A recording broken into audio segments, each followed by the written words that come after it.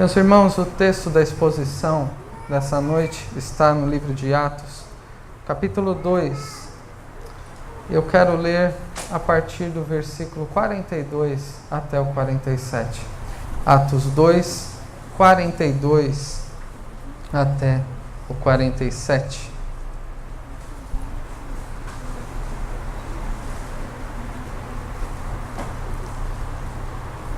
Um texto muito belo sobre, como diz boa parte das notas textuais, editoriais, como viviam os convertidos. E como antecipei as crianças, iremos tratar sobre o tema como a igreja deve ser.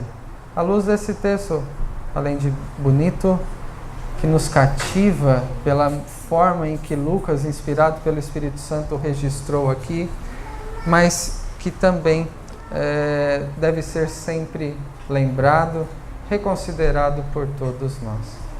Passamos essa leitura então e depois roguemos que o Senhor fale conosco pelo Teu Espírito, pelo Espírito Santo, à luz desse texto.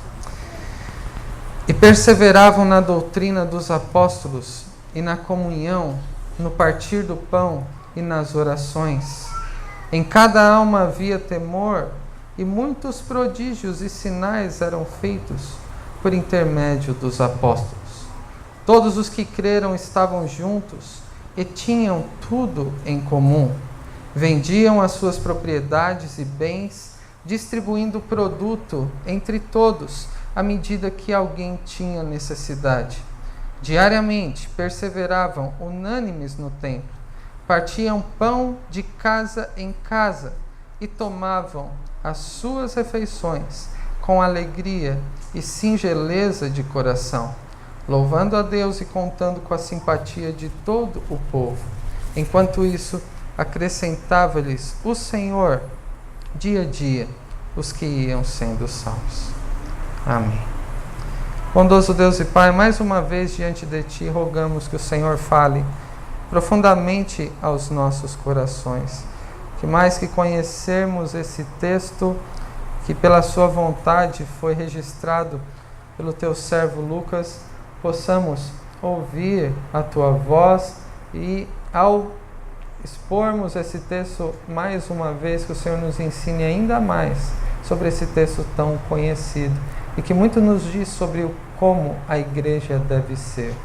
Que o Senhor seja propício a nós, pecadores. Dependemos do Senhor para todas as coisas. Que o Senhor abra os nossos olhos para que enxerguemos o que precisamos ver. Que o Senhor abra os nossos ouvidos para que ouçamos a Sua voz e que o Senhor mesmo nos prepare o coração para que seja recebida a Tua palavra de um modo frutífero e transformador na nossa vida. É o que nós rogamos, agradecidos no nome do Senhor Jesus. Amém. Meus irmãos, hoje é o primeiro domingo de fevereiro e, como mencionamos pela manhã, nessa semana, a partir de amanhã, retomaremos as atividades normais, rotineiras da vida da nossa congregação. Isso porque janeiro é um mês atípico, onde muitos se ausentam num período de descanso, de férias. Então, nos organizamos assim, não ficamos inativos de maneira nenhuma em tempo algum. Mas é um momento em que, a partir de agora, nós nos envolveremos mais com o serviço do Senhor, em especial nesse ano de 2019. Prova disso é que, após o culto, teremos, até onde fiquei sabendo, 3 reuniões de planejamento das atividades.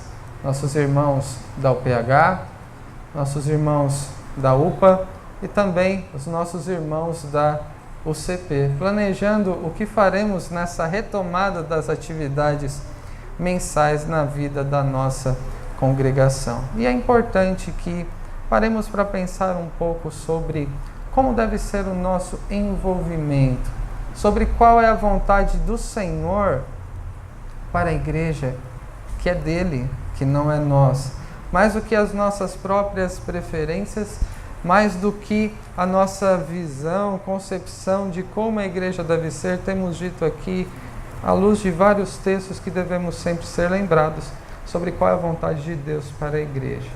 Como a igreja deve ser. Como eu e você devemos nos envolver no serviço ao Senhor. Qual deve ser a nossa motivação? Quais devem ser nossas prioridades? E como eu mencionei às crianças, o que não pode faltar numa verdadeira igreja, porque nem todas que dizem ser igrejas de fato são, à luz da palavra do Senhor. Não é só porque tem uma placa intitulada igreja, aquele local, é que ali está uma verdadeira igreja conforme a vontade do Senhor. Considerando então este texto, podemos aprender muito sobre como a igreja deve ser. E que o Senhor fale conosco neste momento. E eu e você, à medida que expormos esses textos em todos esses elementos, sobre todas essas prioridades, essas características, essas marcas que a igreja deve ter, eu e você olhemos pelo espelho que é a palavra de Deus para nós mesmos e constatemos como eu e você temos nos envolvido na igreja, que é o corpo de Cristo. O evangelista Lucas registra no versículo 42 que a igreja naquele período de Atos dos Apóstolos, desse livro, perseveravam na doutrina dos apóstolos e na comunhão, no partir do pão e nas orações. Este versículo é um tipo de resumo destes versículos do 42 ao 47, que são um resumo desta seção do livro de Atos. E é assim que Lucas resume como a igreja vivia naquele momento. Eles perseveravam na doutrina dos apóstolos, na comunhão, no partir do pão e nas orações. Aqui já está tanto explícito como implícito aquilo que deve estar presente como marca de uma verdadeira igreja. E eu e você, como membros do corpo de Cristo, que congregamos e somos membros desta igreja, devemos evidenciar essas marcas da verdadeira igreja do Senhor, como nos é dito aqui. Quando o evangelista Lucas começa com um "e perseveravam", ele já está nos apontando que isso faz parte de um contexto maior. E aqui é um período após o Senhor Jesus ter vindo nesse mundo, ter morrido, ter ficado sepultado por 3 dias, ter ressuscitado, subido ao céu, e o seu último ato foi derramar o seu Espírito sobre toda a igreja. A partir de Jerusalém, naquele momento em que resumimos em uma palavra chamado Pentecostes, que é sobre isso que fala desde o início do capítulo 2. E naquele momento tão incomum, nós vemos uma igreja florescer. Naquele momento em que muitos estranhavam a atitude daqueles que estavam falando cada um na sua própria língua materna, mas se entendendo ao mesmo tempo, como se fosse a Torre de Babel invertida, e eles falavam algo em comum a respeito das maravilhas de Deus. O apóstolo Pedro, ele repreende aqueles que estavam dizendo que os homens que agiam de um modo estranho estavam embriagados, e então ele passa a falar acerca daquele acontecimento. O que está acontecendo aqui é o que foi dito por intermédio do profeta Joel, em que Deus derramaria do seu Espírito sobre toda a carne. E a partir desta ligação que o apóstolo Pedro faz com a profecia de Joel, ele passa a anunciar aquilo que era a doutrina dos apóstolos. Quando nós vemos aqui que perseveravam na doutrina dos apóstolos, e não é somente essa menção à perseverança é uma ênfase que Lucas dá aqui. Devemos atentar que ser uma igreja como Deus requer de nós, nem sempre é fácil, nem sempre é automático, nem sempre é natural dentro do que nós somos e do que nós temos como os próprios desejos pessoais. É algo que nos é difícil e humanamente impossível realizar. Até por isso que nós, quando enxergamos este relato daquela igreja primitiva, nós vemos como algo difícil de reproduzirmos. E não devemos procurar meramente uma reprodução exata, talvez do Pentecostes, e de como está aqui, com um avivamento no nosso tempo, mas mais do que isso, devemos atentar para aquilo que é a vontade de Deus, para como a igreja deve ser. E este primeiro aspecto, essa primeira marca da igreja, a perseverança na doutrina dos apóstolos. E o que os apóstolos pregavam? O que estava dentro do conteúdo da doutrina pregada pelos apóstolos? Nós vemos nas palavras de Pedro, no próprio capítulo 2, versículo 22, que diz: varões israelitas, atendei a estas palavras. Jesus, o Nazareno, varão aprovado por Deus diante de vós com milagres, prodígios e sinais, os quais o próprio Deus realizou por intermédio dele dentre vós, como vós mesmos sabeis, sendo este entregue pelo determinado desígnio e presciência de Deus, vós o matastes, crucificando-o por mãos de iníquos, ao qual, porém, Deus ressuscitou, rompendo os grilhões da morte, porquanto não era possível fosse ele retido por ela. Qual que é o conteúdo da mensagem apostólica? Aquela mensagem proferida pela liderança da igreja, estabelecida pelo Senhor naqueles dias, por aqueles homens que andaram com o Senhor de um modo muito próximo e que, nas palavras de Lucas, deveriam continuar a fazer e a ensinar tudo que o Senhor Jesus tinha feito e ensinado enquanto esteve entre nós. O conteúdo da mensagem apostólica é o próprio Cristo, principalmente no que diz respeito à sua morte e à sua ressurreição. A morte e a ressurreição de Cristo são uma ênfase dada na doutrina apostólica. A própria Escritura, na linguagem que Lucas coloca, registrando as palavras de Cristo em Lucas 24, nos diz respeito sobre o conteúdo de todo o Antigo Testamento, que falava a respeito de quem? Jesus disse, Lucas registra, a lei, os profetas e os salmos falavam a respeito de mim. Semelhantemente, o Senhor também disse aos discípulos no caminho de Emaús, e começando por Moisés, ou seja, desde Gênesis que Moisés registrou, passando por toda a Escritura, tudo quanto ao seu respeito constava no Antigo Testamento. Então, a doutrina apostólica que era ensinada naquele período dizia respeito ao Antigo Testamento, que era interpretado, e também os apóstolos se lembravam das palavras de Cristo e deveriam ensinar também a outros, a estes que passaram a fazer parte da igreja, após aqueles 120 reunidos naquele lugar, no momento do derramamento do Espírito, mas os 3.000 convertidos após a pregação de Pedro. Eles perseveravam na doutrina dos apóstolos, mas não somente isso. O versículo 43 nos diz que muitos prodígios e sinais eram feitos por intermédio dos apóstolos. A autoridade apostólica no ensino era também seguida daquilo que o Senhor Jesus fazia por intermédio dos seus apóstolos. O Senhor que continuava agindo por meio deles. Como uma igreja deve ser?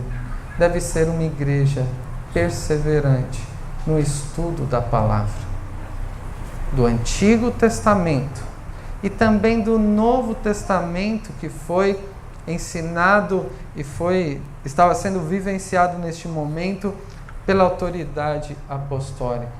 Esta é a primeira marca, a primeira característica de como uma igreja deve ser.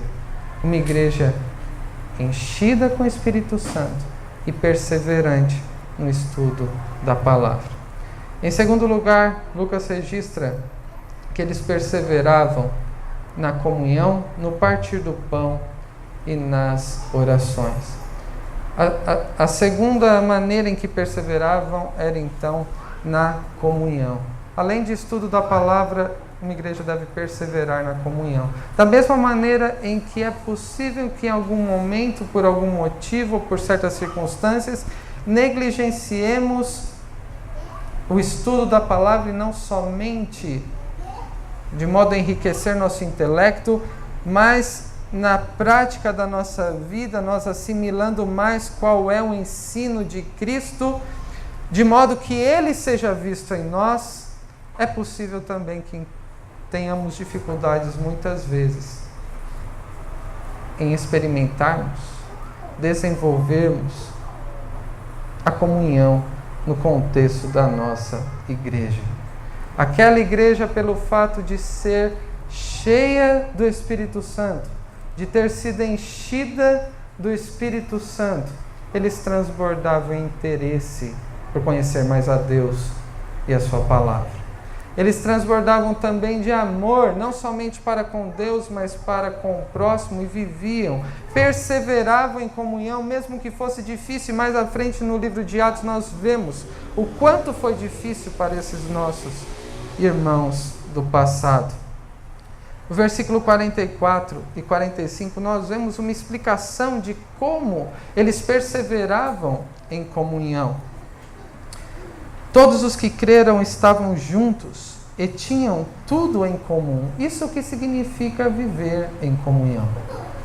É se identificar de uma maneira, viver em comunidade de uma maneira em que se tem tudo em comum, que se compartilha aquilo que se tem.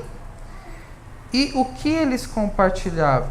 Em primeiro lugar, todos os que creram tinham tudo em comum. A primeira coisa que eles compartilhavam era a própria fé. Qual que era o motivo da comunhão deles? Era uma unidade no Espírito Santo. Eles eram servos do Senhor e eles tinham sido alcançados pela graça de Deus através de tudo que Deus tinha feito por intermédio do seu Filho, o nosso Senhor Jesus Cristo. O que os movia a viver em comunhão era isso em comum. Eram a habitação do Espírito e eram também salvos pelo Senhor Jesus. Eles, como diz o versículo 45, vendiam as suas propriedades e bens, distribuindo o produto entre todos à medida que alguém tinha necessidade. E aqui pode parecer talvez um pouco estranho, como se ninguém tivesse nada e tudo fosse de todo mundo. Todo mundo vende tudo e tudo que a gente vendeu compartilha, reparte com os outros e no fim ninguém tem nada, mas todo mundo tem tudo. É um tipo de confusão que seria uma vida assim. Não é verdade que todos vendiam tudo que tinham sempre, como se devêssemos fazer a mesma coisa nos dias de hoje. Prova é que eles se reuniam nas suas casas. Então eles eram proprietários de imóveis na época. Tinham como receber os irmãos e compartilhar aquilo que eles tinham. Mas aqui é a ideia de, à medida que alguém tinha necessidade, eles não tinham apego a bens materiais, porque eles valorizavam mais os seus tesouros procedentes da graça de Deus, o tesouro celestial, a graça de Deus, de maneira que se alguém tinha como ajudar o próximo, compartilhar o que tinha, eles não deixavam de fazer, ainda que precisasse vender bens para fazê-lo. Vemos Barnabé depois fazendo isso, vemos Ananias e Safira também que fizeram de um modo indevido e foram mortos pelo Senhor. Mas aqui nós vemos que eles tinham tudo em comum. A segunda marca, a segunda característica de como uma igreja deve ser, é uma igreja que vive em comunhão, que compartilha da sua fé, que compartilha das situações do dia a dia, tanto momentos de alegria como de dificuldades, dos desafios que Deus permite que passemos, que compartilha do tempo, que muitas vezes parece ser mais difícil de ser compartilhado do que o próprio dinheiro. Eu separar tempo para ouvir alguém, para conversar com alguém, para dar um suporte àquele irmão, e até mesmo recursos se for necessário. É uma igreja que tem desprendimento, que sabe compartilhar, de ter tudo em comum, a começar pela própria fé no Senhor. Mas além disso, uma igreja deve ter sempre como marca presente o partir do pão e das orações, como diz no versículo 42. E o partir do pão e das orações é ampliado no versículo 46, que diz: diariamente perseveravam unânimes no templo, partiam pão de casa em casa e tomavam as suas refeições com alegria e singeleza de coração. Além de ser uma igreja que estuda a palavra de Deus com diligência e procura como colocar em prática no dia a dia, viver à luz do Evangelho, que aprende aos pés do ensino apostólico, que envolve Antigo e Novo Testamento, da palavra de Deus como um todo para nós. Além de viver em comunhão, é uma igreja que também cultua a Deus. O culto nunca deve faltar, nunca deve deixar de ser a prioridade da vida da igreja. Isso envolve tanto reuniões solenes, porque eles se reuniam no templo. Para quê? Para partir o pão e para orar. E também, como diz no versículo 47, louvar a Deus. No contexto do templo, o que acontecia? Semelhantemente conosco, acontecia o ensino da palavra. Os sacrifícios que havia no templo antes, estes que foram chamados cristãos mais à frente no livro de Atos, já não faziam mais, porque entenderam que o sacrifício foi realizado perfeitamente em Cristo. Mas eles deveriam então se preocupar no templo em ensinarem as Escrituras, louvarem a Deus, a estarem partindo o pão, e a igreja primitiva já começava a celebrar um momento instituído pelo Senhor da Santa Ceia. O partir do pão tem este sentido também aqui nessa passagem.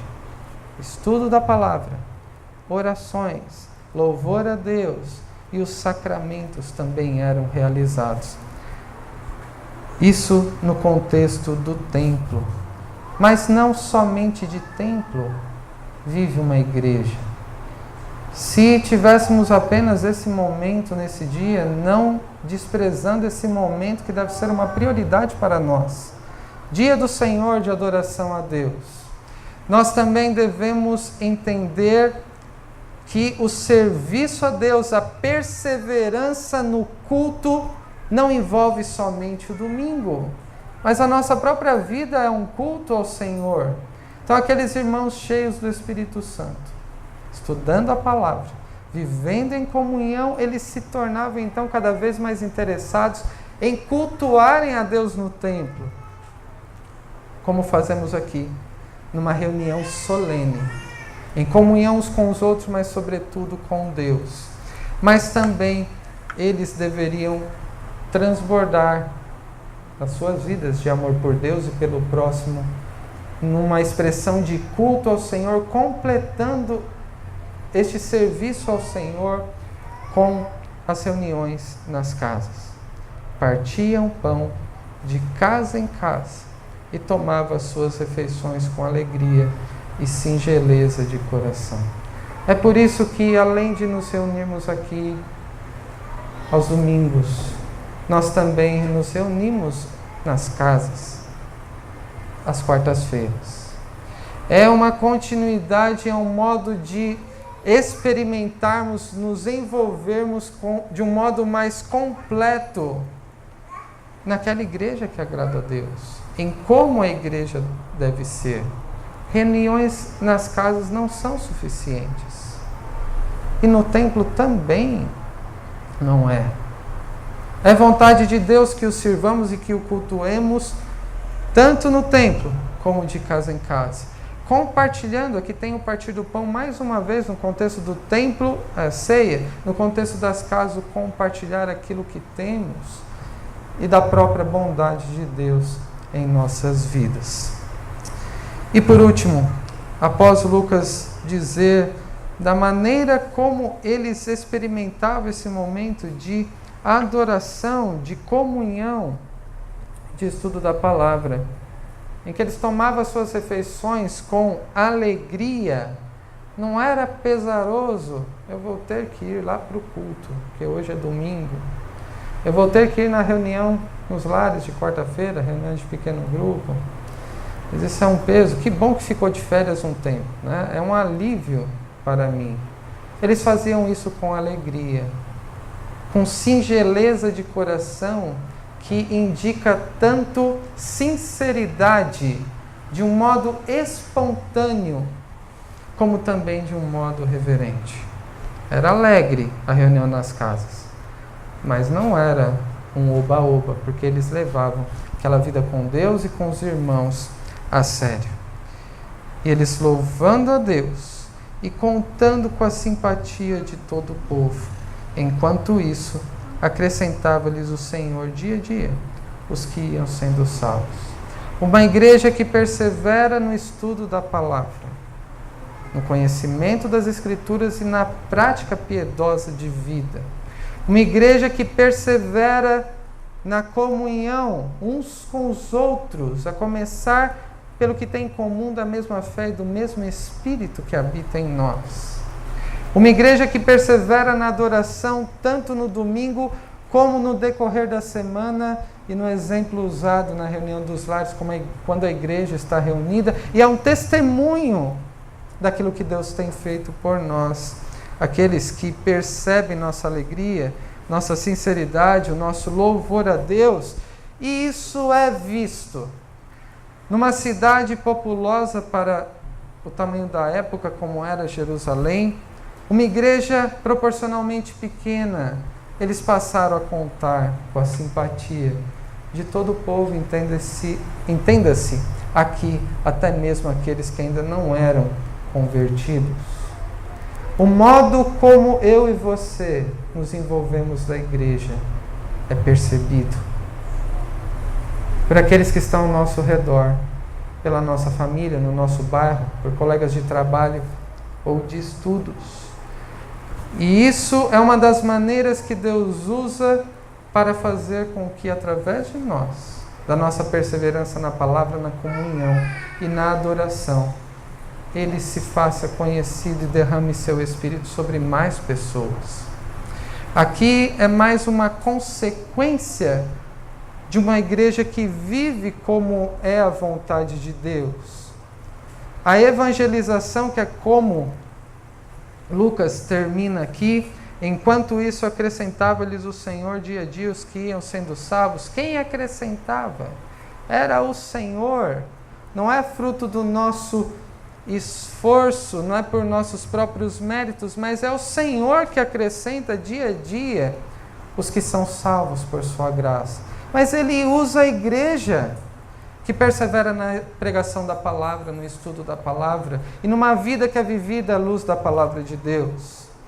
Ele usa o nosso testemunho quando nós compartilhamos do que temos, isso é em comum, isso brilha no mundo de trevas. Ele usa também o nosso envolvimento na adoração a Deus. E Ele mesmo acrescenta. No corpo de Cristo, não de um modo eventual, mas de um modo constante. Tinha acabado de serem acrescentados 3.000, mas o Senhor continuava acrescentando dia a dia os que iam sendo salvos. Aqueles que são salvos são incluídos no corpo de Cristo e devem fazer parte da igreja.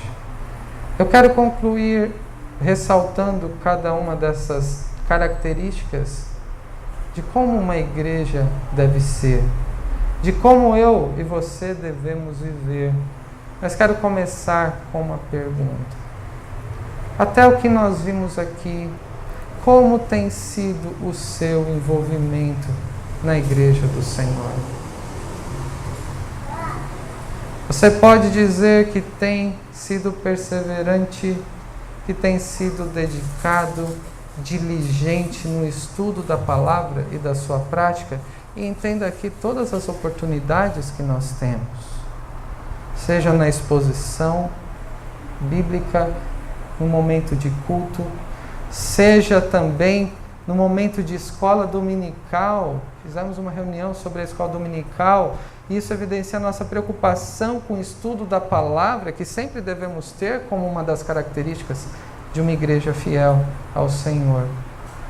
A sua leitura bíblica diária, o modo como você medita, o que o Senhor quer me dizer e o que Ele requer de mim, como lemos no Salmo 116, como eu posso retribuir ao Senhor por tudo o que Ele tem feito em minha vida. Você pode dizer que tem sido perseverante e dedicado na comunhão com os irmãos. Pode dizer que tem tudo em comum. O seu irmão sabe o que se passa com você. Você dedica tempo, recursos, dedica como um verdadeiro irmão. E é uma palavra que Lucas passa a utilizar com maior frequência que aqueles antes distantes do Senhor, descrentes, foram convertidos e agora poderiam ser chamados irmãos, até mesmo gentios, o que era impensável na época. Você pode dizer que tem sido perseverante na comunhão, aproveitado momentos e criado oportunidades de estar junto e compartilhar, talvez uma visita, não somente nas reuniões de pequeno grupo, uma visita, comendo uma pizza, compartilhando daquilo que Deus tem feito na sua vida. Em terceiro lugar, você pode dizer que tem sido perseverante no culto ao Senhor. Tanto na motivação que te traz aqui para adorar a Deus, para prestar honra e glória a Deus, pelo fato dele ser nosso Criador, o Deus provedor, mas o nosso Salvador, e de ser alimentado por Ele para viver fortalecido de um modo a testemunhar do seu nome onde quer que você esteja, e que isso também tem sido evidenciado, você tem sido perseverante, não somente na perseverança no templo, mas também em casa. A começar na sua família, a começar em momentos em que você pode e deve compartilhar com os familiares, com filhos, desde a mais tenra idade, com cônjuge, com amigos, com vizinhos, sobre a graça de Deus para com você. E podemos dizer que a consequência na nossa igreja é que dia a dia o Senhor tem acrescentado os que são salvos. Talvez não vejamos isso com tanta clareza, ou com tanta quantidade. Devemos ansiar para que Deus inclua cada vez mais no seu corpo os que são salvos, e que Ele nos use para isso. Mas não é verdade que muitas vezes gostaríamos de ver mais, em semelhança à igreja primitiva, isso acontecer no nosso meio? Talvez um dos motivos pelos quais muitas vezes não perseveremos em todas essas coisas e que não vejamos os frutos, como o Senhor acrescentando no nosso meio mais pessoas a cada dia através dos nossos testemunhos que são salvos, é o que está no versículo 43, que eu pulei deixando para o final essa primeira expressão de Lucas, e que diz: em cada alma havia temor. Aqueles que foram alvo da graça de Deus, que foram transformados pelo Espírito Santo, ouvindo sobre as maravilhas de Deus e sobre a obra de Cristo, eles ficavam cada vez mais maravilhados, atemorizados, mais do que aqueles acontecimentos do início de Atos 2 do Pentecostes. Mas eles ficavam maravilhados de quem era o Deus deles. Quando eles perguntam o que faremos, porque somos pecadores e Deus é um Deus santo, Quando eles se veem numa situação de total nulidade, eles não poderiam fazer nada a respeito. Em que Pedro diz: arrependam-se, vocês já creram, e sejam batizados. Obedeçam, vivam uma vida de devoção, de piedade, de temor diante de Deus e diante dos homens.